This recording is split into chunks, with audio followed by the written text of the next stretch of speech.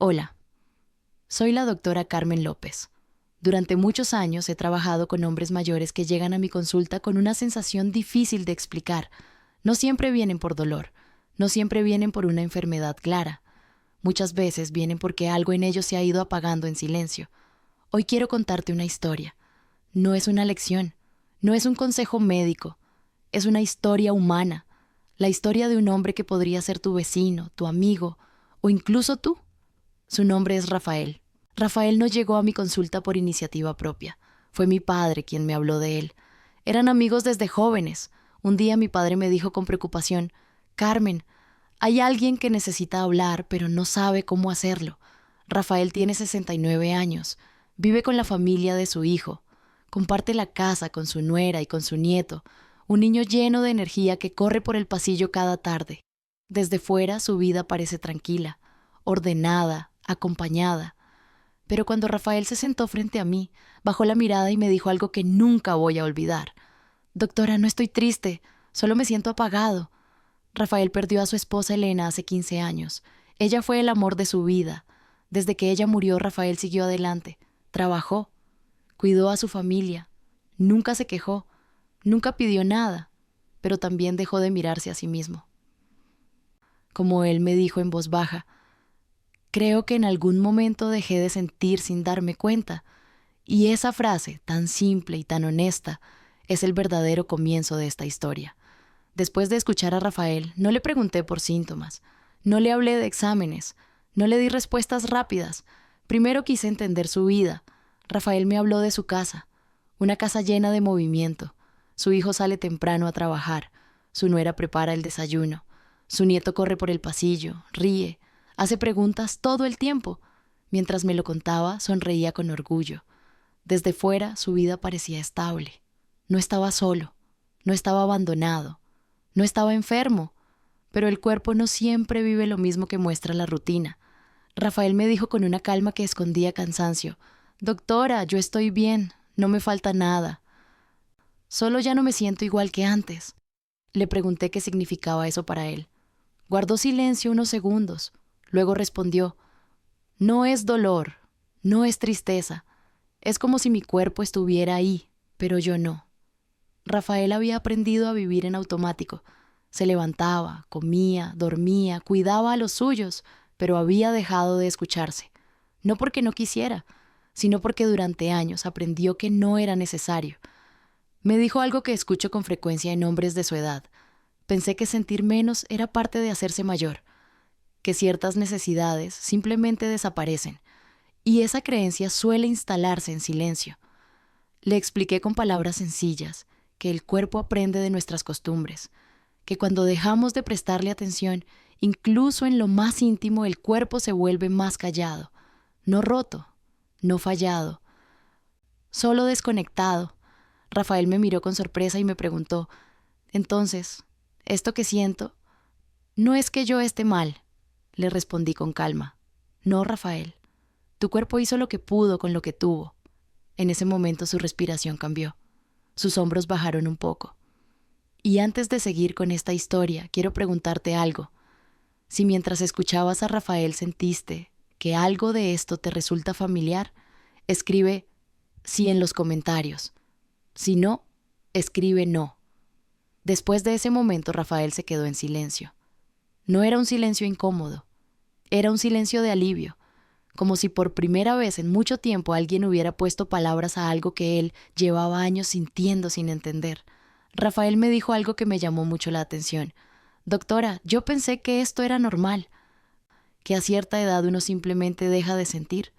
Esa frase la he escuchado muchas veces, y casi siempre viene acompañada de resignación. Rafael no hablaba de dolor, no hablaba de enfermedad, hablaba de una desconexión lenta, casi invisible. Me contó que sus días eran iguales, se levantaba temprano, desayunaba con la familia, ayudaba en lo que podía, por la noche se iba a dormir cansado, pero había algo que nunca mencionaba: su relación con su propio cuerpo, no porque fuera un tema prohibido, sino porque para él ya no existía.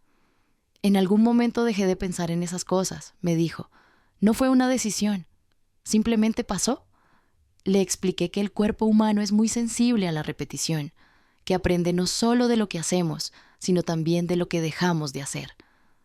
Que cuando una parte de nuestra vida queda en silencio durante mucho tiempo, el cuerpo se adapta a ese silencio, no como un castigo, sino como una forma de protección. Rafael escuchaba con atención, asentía despacio. «Entonces no es que yo haya perdido algo», me preguntó. Le respondí con sinceridad. «No, Rafael, no perdiste nada. Tu cuerpo se adaptó a una etapa difícil». Le hablé de cómo, en algunos hombres, la falta de conexión con las necesidades naturales del cuerpo puede generar una sensación de apagamiento, no de inmediato, sino con los años. Le dije que eso no define quién es uno como hombre, que no tiene que ver con fuerza ni con debilidad, tiene que ver con permiso, permiso para seguir sintiendo, permiso para seguir escuchándose. Rafael bajó la mirada y dijo algo que me quedó grabado. Tal vez nunca me di permiso. En ese instante, entendí algo importante. Rafael no necesitaba una solución rápida, necesitaba comprensión, necesitaba saber que no estaba solo, que no estaba roto, que su cuerpo todavía estaba ahí, esperando ser escuchado de nuevo. Y esa comprensión, en muchos casos, es el primer paso hacia una verdadera reconexión. Hubo un momento en la conversación en el que el nombre de Elena apareció. No lo mencionó de inmediato, como si aún hoy necesitara tomar aire antes de decirlo. Elena fue la esposa de Rafael, el amor de su vida. Murió hace 15 años. Cuando Rafael habló de ella, su voz no tembló, no lloró, pero su cuerpo se volvió más rígido. Me dijo, Elena era todo para mí. Cuando se fue, yo seguí viviendo, pero algo se quedó atrás. Rafael hizo lo que muchos hombres de su generación aprendieron a hacer: seguir adelante, trabajar, cuidar de los demás, no hablar demasiado de lo que duele. Nunca dejó de amar a Elena, y en ese amor también había una promesa silenciosa, la promesa de no reemplazarla, de no traicionar su recuerdo.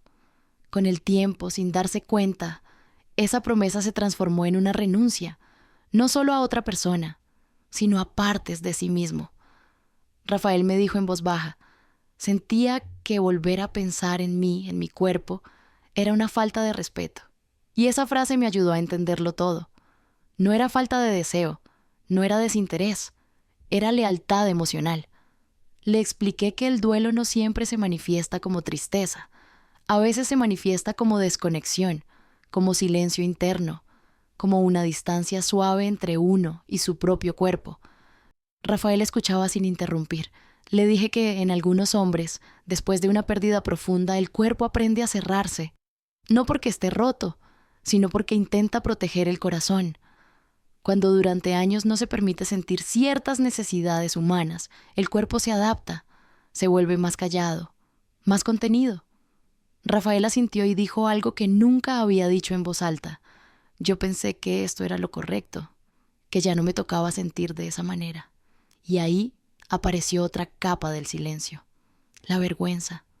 No la vergüenza ruidosa, sino la que se aprende en generaciones, donde ciertos temas no se nombran, donde el cuidado del cuerpo se confunde con egoísmo, donde la intimidad se vive en secreto o no se vive.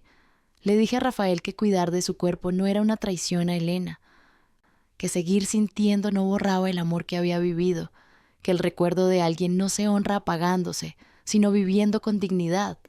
Rafael se quedó pensativo, respiró hondo. Tal vez confundir respeto con abandono, dijo. Esa frase marcó un antes y un después, porque en ese momento Rafael empezó a entender que no había fallado, que había hecho lo mejor que pudo con el dolor que llevaba, y que ahora, 15 años después, quizá era momento de permitirse algo nuevo, no una vida distinta, sino una relación más amable consigo mismo. Ese fue el punto exacto en el que la historia de Rafael comenzó a moverse. Después de hablar de Elena, algo más empezó a hacerse visible.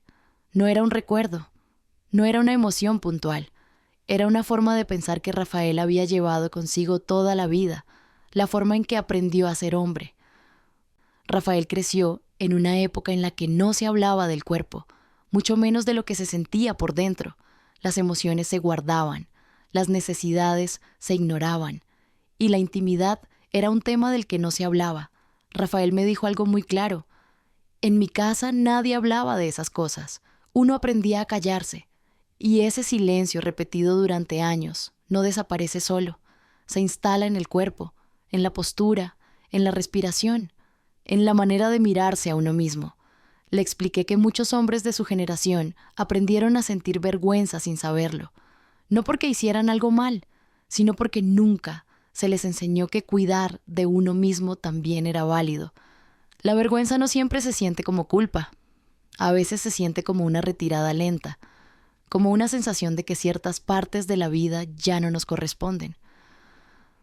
Rafael asintió despacio. Yo pensé que desear, sentir, incluso pensar en eso ya no era para mí, dijo, como si hubiera una edad para dejar de ser hombre. Le dije que esa idea no viene del cuerpo, viene del entorno, de las reglas no dichas, de lo que se espera de un hombre mayor. Cuando esa vergüenza se mantiene durante años, el cuerpo responde, no con dolor, sino con silencio. Se vuelve más difícil sentir conexión, más difícil reconocerse, más fácil ignorarse. Rafael escuchaba atento. Por primera vez no parecía confundido, parecía aliviado. Entonces no soy el único, dijo. Le respondí con honestidad. No, Rafael, no estás solo. Y nunca lo estuviste. Comprender esto no cambia todo de inmediato, pero cambia algo muy importante. Deja de culparse, deja de esconderse y empieza a mirarse con un poco más de amabilidad. Y esa mirada distinta, aunque parezca pequeña, abre la puerta a algo nuevo. En ese punto de la conversación, no le di a Rafael una lista de cosas que debía hacer. No le hablé de cambios drásticos. No le propuse soluciones rápidas. Hice algo distinto. Le hice una pregunta. Le pregunté con mucha calma, Rafael, ¿cuándo fue la última vez que escuchaste a tu cuerpo sin juzgarlo? Se quedó pensando. No respondió de inmediato. Miró al suelo. Respiró hondo. Y luego dijo, no lo recuerdo. Ese silencio fue muy importante, porque no era un no quiero, era un no sé. Le expliqué que muchas veces no necesitamos más información, necesitamos permiso, permiso para detenernos, permiso para sentir sin expectativas, permiso para volver a estar presentes en nuestro propio cuerpo. Le dije que el cuerpo cambia con los años, eso es verdad. Pero también es verdad que responde a la atención que recibe, a la forma en que lo tratamos, a la manera en que lo escuchamos. No le hablé de hormonas con números, no le hablé de diagnósticos, le hablé de vitalidad, de cómo el movimiento consciente, el descanso y la conexión corporal influyen en cómo uno se siente consigo mismo, de cómo en algunos hombres, cuando se retoma una relación más amable con el propio cuerpo, algo interno empieza a despertar. Rafael me escuchaba con los ojos abiertos, atento. Me dijo algo que me pareció muy honesto. Yo siempre pensé que tenía que aguantar. Nunca pensé que podía cuidarme. Le respondí que cuidarse no es debilidad. No es egoísmo. Es una forma de respeto. Le expliqué que no se trataba de volver al pasado, ni de exigirse nada. Se trataba de empezar donde estaba. De dedicar unos minutos al día a estar con su cuerpo, sin metas, sin presión, solo presencia. Rafael asintió lentamente. Tal vez puedo intentarlo, dijo. Y esa frase tan sencilla fue una señal clara. Rafael no estaba buscando cambiar quién era. Estaba empezando a permitirse no abandonarse más. Rafael no salió de mi consulta convertido en otra persona. No hubo promesas. No hubo resultados inmediatos. Lo que hubo fue algo mucho más sencillo. Una actitud distinta. En las semanas siguientes, Rafael no cambió su rutina por completo.